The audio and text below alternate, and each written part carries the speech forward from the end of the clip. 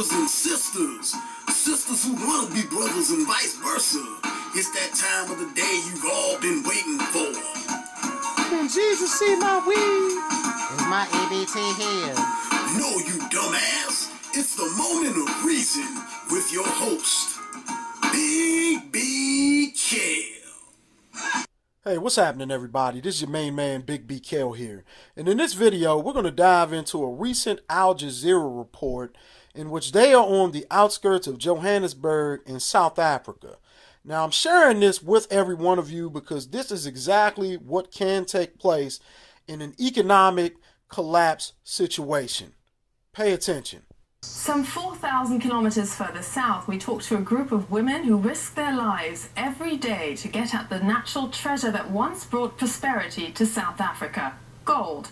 The country's largest city, Johannesburg, emerged out of the gold rush of the 1880s. Major mining has since moved elsewhere, but there are still many people desperate to make ends meet, and for whom gold mining is the only hope despite the risks attached.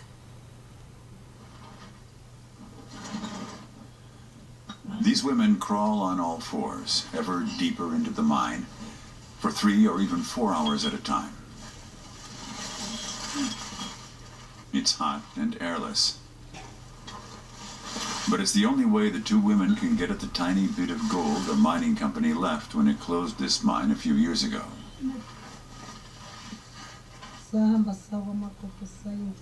The two women say they're headed towards Makoko, a tunnel where they found a small gold vein the last time they came here.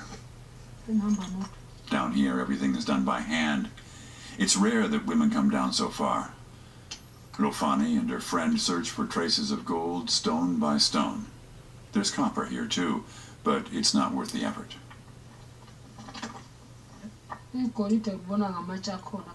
You recognize where the gold is from the stone. The stones are very different, and sometimes you see tiny bits of gold. They show you where to look. Sometimes they'll lead you to a gold vein. There's nothing here, though. The two crawl back out the way they came in, with just a few pieces of rock that they hope are promising. They can't carry any more.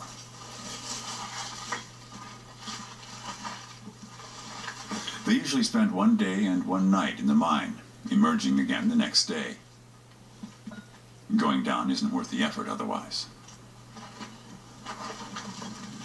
They walk back to their township, where nearly everyone lives from the illegal gold prospecting in the closed-off mine shafts. Here in Durban Deep, we can only shoot with a hidden camera. The prospectors don't want any publicity. They're organized into gangs. Here the Zimbabweans, and over there women from Lesotho grind the rocks into fine powder. Generally, it's the women who do the work above ground and the men who go down in the mine shafts.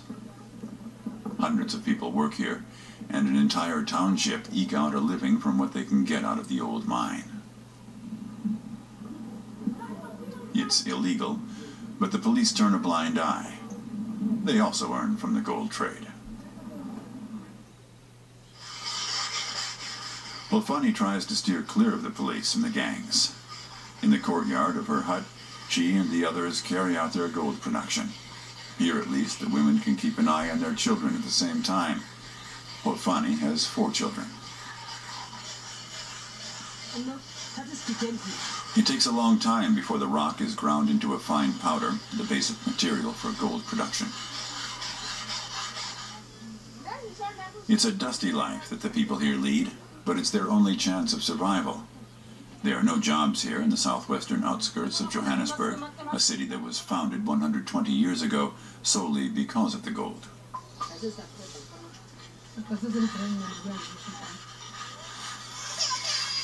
And these people want to take part in the last gold rush, despite the dangers.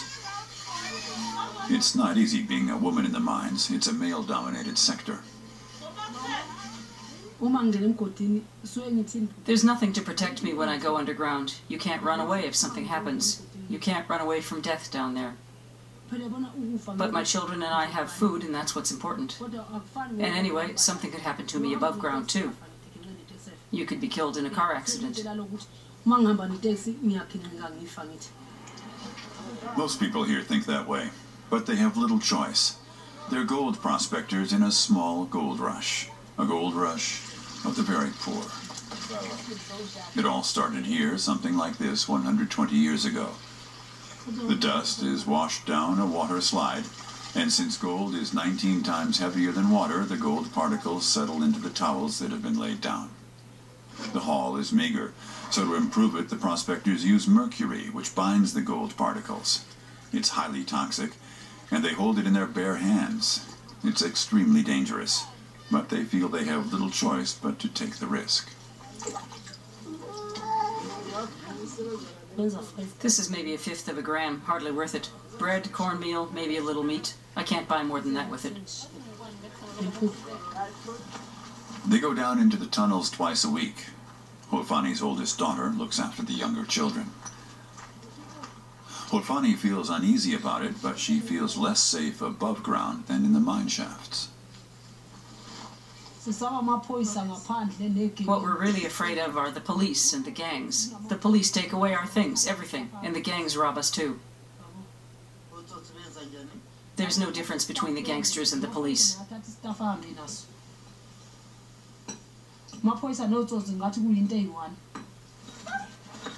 And then they disappear again into the belly of the earth. Holfani has been doing this for 7 years, and she's lost 2 friends in that time. They died from rock dust in their lungs.